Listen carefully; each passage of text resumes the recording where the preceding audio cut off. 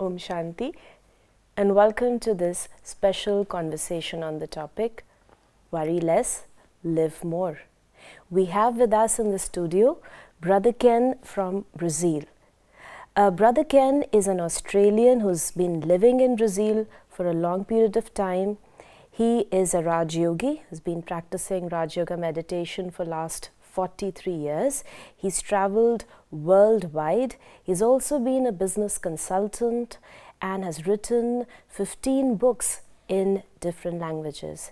Presently, he's serving as a coordinator of our centers in the South American region. Om Shanti, brother. We are delighted to have you in the studio. Om Shanti. Really good to be here. These days we are living, but at the same time we are worrying. Was there a time when we were actually living? We wonder. So, can you tell us more about, can we actually have a life where there is no worry? Well, it's possible, but it's difficult. Mm-hmm. In fact, you could say that people are surviving rather than living. Right. It's like one day to the next, and there's so much uncertainty around. Mm-hmm. I think definitely anxiety is on the rise, and anxieties connect with the future. Mm-hmm. In the United States, in fact, the crime rate has gone down, but anxiety has gone up because anything can happen to anyone at any time. Mm-hmm. And with all of these massacres that you see, some crazy guy gets a gun and shoots up a whole church, or Mm-hmm. people are living in fear, and so fear and worry are very much connected, and it's all to do with not having confidence in yourself, and also not really having confidence therefore in your future. You don't know, and so you worry, or you're afraid. Mm-hmm. So you mentioned about a lot of external factors, and what role do you think media, social media, internet is playing to pump up I this think worry? very definitely. A lot of the big media networks, actually, they own big malls and shopping areas and so on. They know that if they keep people on edge, they'll go out and buy things. So media definitely plays a role in keeping up the pace and keeping up the tension and keeping up the often things are not as really bad as they seem. Mm-hmm. For example, I see the news about Brazil, and it's like there's killings here, there, and everywhere, people being shot in the street. But I've never seen it personally. I've never seen anything like that. And so generally, outside of the country and the news media, the real situation could be either worse or better. But they like to keep us on edge, and wondering about what's going to happen next. The breaking news and what's going to happen next, and of course keeps people in a state of tension, and from that tension worry is born. Mm-hmm. One of the things is media, and some of the news could be true as well. The other thing is that if you have a person who's got a secure job, who's got a good family, at the same time he's worried. Because we've seen that, we've got a to-do list. I have to do this, at 40, I must do this, I must have this thing. There is a lot of expectation from the self, from our own selves. Yeah. People are constantly in this, low-grade anxiety. They might not be in this, really stressed out, but there's something which was burning at the back of the mind. What do you have to say around that? Well, I think it's true that people have expectations for any reason, but expectation is like a vacuum cleaner.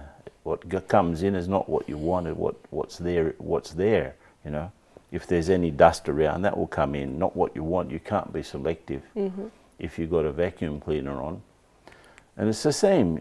Internally, we create a stage where instead of living in the present, we're worried about the future. In fact, the big answer to anxiety and worry is to live more fully in the present moment, because we really don't know what's going to happen. If you look at the list of the 500 biggest companies 20 years ago, more than half of them are not around anymore. So if you were thinking, I'm going to stay with my job for the next 20, 25 years and I'll retire and I'll get money, it's not useful. What creates the future is not saving for it, though that helps. It's not planning for it. It's actually what you do now, because there is a law called the law of karma. So what creates your future is what you do and not what you plan or not what you think. So if you're doing more, if you're more using the present more usefully, then you'll gain more confidence, and the future will come back as a return. So if you want to be happy, you have to create the means that happiness comes back to you. You can't just sit there waiting for it. So waiting for something, waiting for wealth, waiting for a good life, waiting for to have a good time, or waiting to have a comfortable time is much more useful to do something to produce that rather than just wait for it. It's a very beautiful, the concept which you've given is that you actually create the future. That means, the future doesn't just happen like that, but whatever I do now, and I get a return of it in the future, whatever it may be. Yeah, related to worry, I've seen studies that say that 90%, actually 97% of all of our worries have no basis in fact. That means the things we worry about actually never happen. Only 3% of them do. So 97% of the time that we're worrying, first of all, our life is slipping away. We're not doing anything for the future. We're just sort of, creating tension in the present, and tension in the present creates tension in the future. You want a mango, you've got to plant a mango seed. You can't plant an apple seed. So if you want happiness, you've got to plant the seeds rather than just, wait that God will give you happiness, or your situation will magically come together and everything will be sorted out. No. So, of course, the 3% of the things that do transform into problems, real problems, and we have to be aware, but it doesn't seem a good statistic to spend 97% of our time thinking about things that will never happen. They will never take place. Our children will not be killed. Our house will not fall down. I will not become completely bankrupt and broke. So let me do things to make the future happen rather than put it off and sort of just sit there in the empty hope that things will be okay. That's a very valid point which you said, and that most of the time people are worrying about things which are actually they do not exist and might not even happen. And you set out a valid point that it's wasting the present moment. Let me give you an example. I met a friend recently, and in Brazil there is a lot of violence in the street. It's true.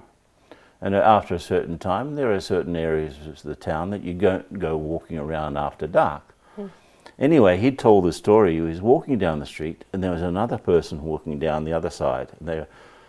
And he was saying, oh, this guy's going to rob me, this guy's going to rob me, this guy's going to rob me.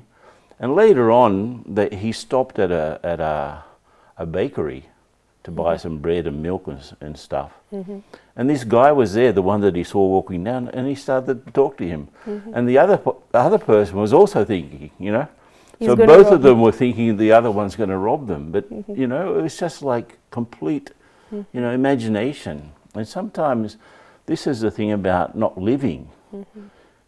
We live in our imagination rather than living in our reality. We imagine things about people. We think about the motives. Why did he do that? Why is it like that? Why is so-and-so saying those things to me? And then you start to, extrapolate, and you develop that out, and you build up a whole situation. In fact, it's nothing. It's just, it's not real. It's not real. Like earlier you mentioned, the root cause is that I do not have confidence in my own self. Is that the reason that I start to look suspicious? That's one of them. I think also, if you look at the mother of attachments, the mother of worry is attachment. So if you're attached to anything, you're going to be extra careful about it. And in that being extra careful, because this is my thing and this is my relationship, this is my child, this is my future, this is my car, this is my house, you become extra careful because of the my. And in that excessive care, you sort of go to the wrong side and you start to imagine too many things. So on one side, it's being attached to things which creates the worry because you're too much careful. And secondly, you lose confidence in yourself because you're not actually doing anything to gain confidence. If you do things and you see what you can do and what you can't do, and you base your life on what you really can do, and you don't say, you know, if I were to be an opera singer and I sing like a frog, it won't work. So I have to stick to what I can do, and I have to learn to bring out my inner potential into practice in the present. And then, you know, that will give me confidence, and that will diminish. As the confidence goes up, the worry goes down. And as, you know, the reality goes up, for example, I'm not the owner of anything. I'm not the owner of anyone. So when that illusion comes down, the lack of worry increases, you know. It's like that, you know, it's proportional. So because we're all the time swinging from one side to the other, we swing between a lot of useless thinking and a few good thoughts here and there. You mentioned about being careful. So we are planning the future, what I need to do. Like as you mentioned, you know, I need to know my strength and weaknesses, and I plan the future. But whatever planning happens, even then there is a lot of worry. So where do I draw the line? Where's the fine line between actually planning or setting up for the future and worrying? Well, the thing is, if it's a good plan, first of all, if it's a realistic plan, and if it has some basis in, you know, in the realm of possibilities, then, you know, I can fairly well, you know, plan okay. But these days, you know, things are changing so fast, and we're living in the times of what I said before, the suddenly, anything can happen anywhere at any time. We have to do two things. We have to plan, but we also have to be prepared for whatever comes. And that means you have to be very quick to adapt to some change in what you were thinking. And to be adaptable, you have to be flexible. To be flexible, you have to sort of know yourself more. And then, you know, you can adjust. I mean, I've worked in the field of strategic planning for many years in companies. And they make a beautiful plan on paper, but I've hardly ever seen that plan on paper actually happen as it was planned. Because, you know, it's like sailing a boat. The winds change, so you have to change the sail. You're still going in the same direction, but you have to change your tactic. You know, I'm starting here, I want to get there, but in between here and there's a lot of currents, a lot of winds, and, you know, going all over the place. So let me be very practical. And I know that I'll have to change a tactic here and there, you know. Sometimes I have to change the whole plan. But that's okay too, because let's say I set up a ladder against the wall, and I make a huge effort to climb up the ladder, and you know, it takes me a long time. It's a big ladder, climbing, and when I get to the top, I find it's the wrong wall. So I have to go down again and find another wall. It's like that. So sometimes we've made our plan, but it's not the right plan. So if it's not the right plan, I'll probably suspect it. And if I suspect it, my confidence goes down. If my confidence goes down, my worry comes up. So it has to be a fairly well thought out plan, realistic, you know, and something which actually is like, I can see that the future of this will happen. The future of what I'm doing has a good chance of happening. But in between now and that future, there will be some changes, but I'm okay, I can change also. That will help us not to worry about the future. But plan, but also make it a good plan, and also be prepared for any change that may happen along the way.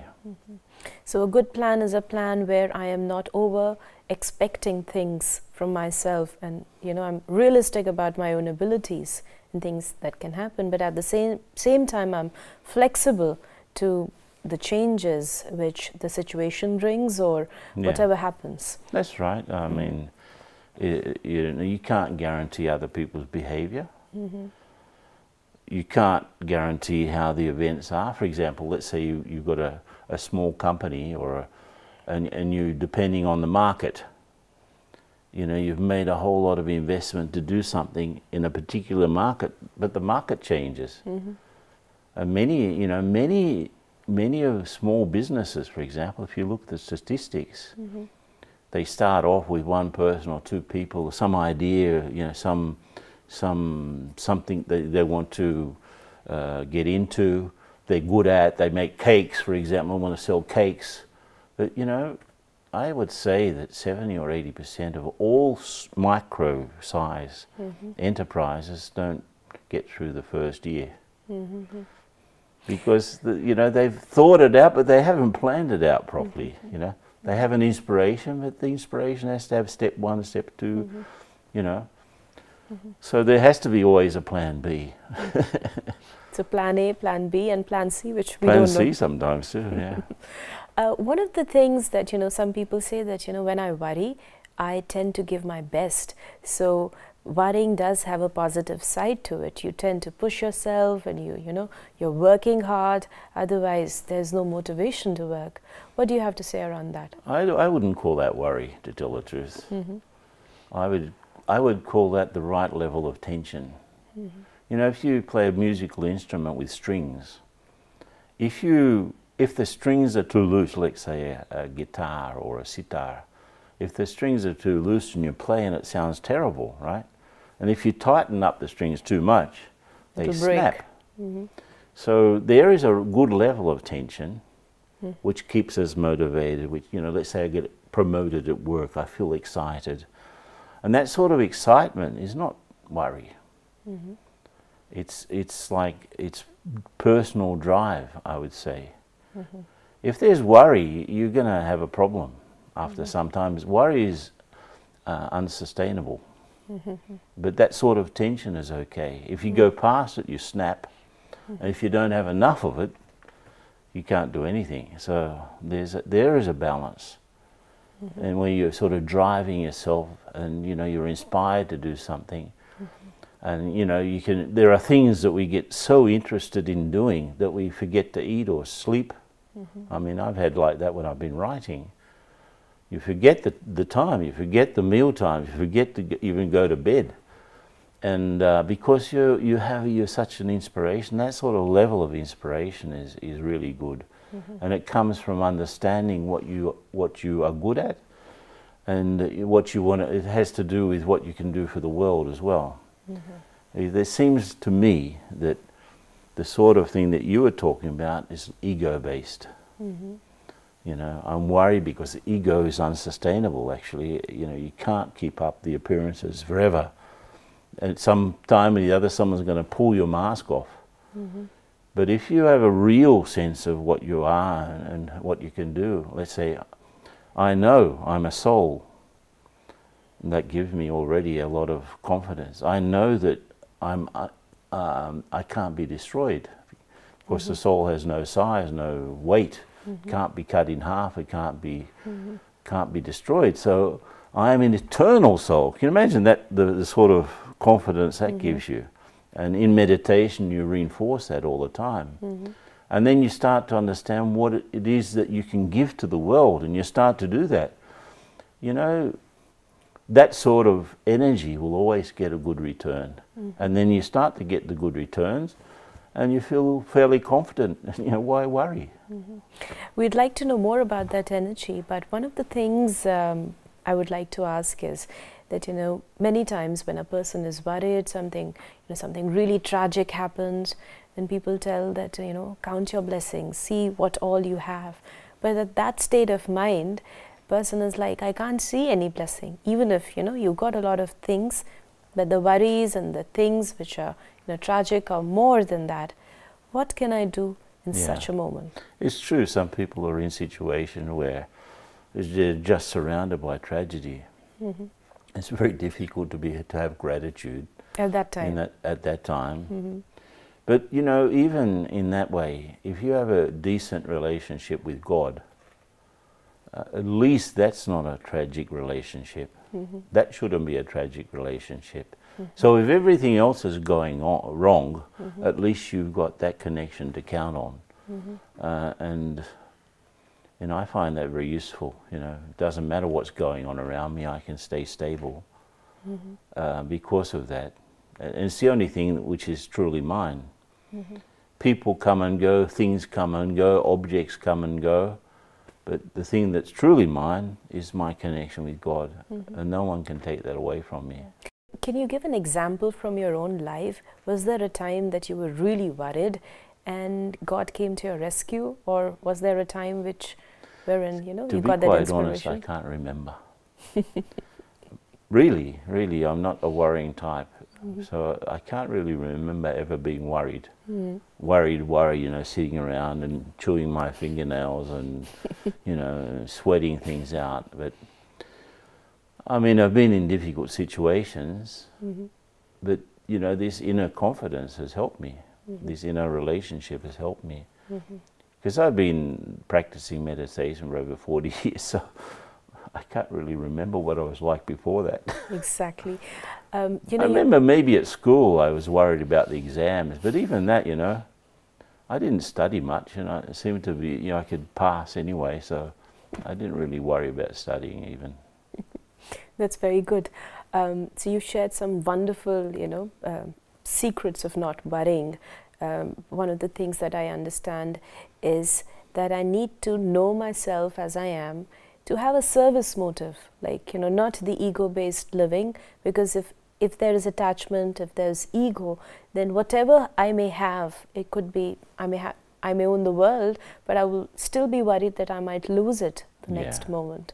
So I need to know myself to have the service motive, and most important, relationship with God.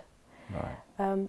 Tell us how spiritual knowledge, meditation, the practice of it helps us to calm our mind and to be less anxious, because anxiety is worry could be big, but anxiety could be that it's very anxious about little things, little day-to-day things, which is not a worry, but a little thing, but I've got top of my mind. So will it happen, will it not happen? Exactly. Yeah, I think you see what I find, and just to there are things in the world, if you look at our actions, they're all over the place. Just look at what you've done in the last 2 weeks. Just here, there, everywhere. And if your mind is following actions, then you're also going up and down here and there. Now, if you're emotional type, then your emotions go up and down, right? So if you're, things are good, you feel good. If things are bad, you feel bad. So you're going up and down. So most people go around and around here and there and up and down at the same time, because they're either action-oriented or emotion-based. If you, for example, are, your whole thing is acquiring things, that's also no guarantee, because you can surround yourself by everything but not be happy. So there are things in our lives which don't change. For example, nothing changes the fact that I'm a soul. Nothing. Nothing. In fact, if I understand that peace is my deep quality, it's my property, then also nothing and no one can take away my peace unless I allow it to happen. God exists and I can have that connection, and it's stable, right? So in this world of things going around and around, up and down, I can hold on to something which is true and doesn't change.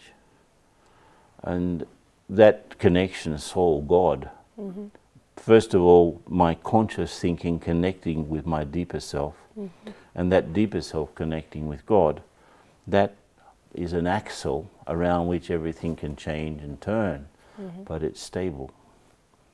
It's stable. That's the way I see it. Brother Ken, it's been a wonderful conversation, and you've shared really deep spiritual, significance of how it's our spiritual identity, which we have misplaced somewhere, which, creates this worrying and anxiety in our daily lives. Before we close this conversation, I would like to know from you some quick tips that people can follow in their lives to be worry-free and to live their life in a better fashion. I think really only one tip. Don't think too much about things and people, because they're always changing. Be yourself. Be your true self as much as you can, and you'll not worry. Thank you very much for this short and sweet advice and for your time with us. Om Shanti. Om Shanti.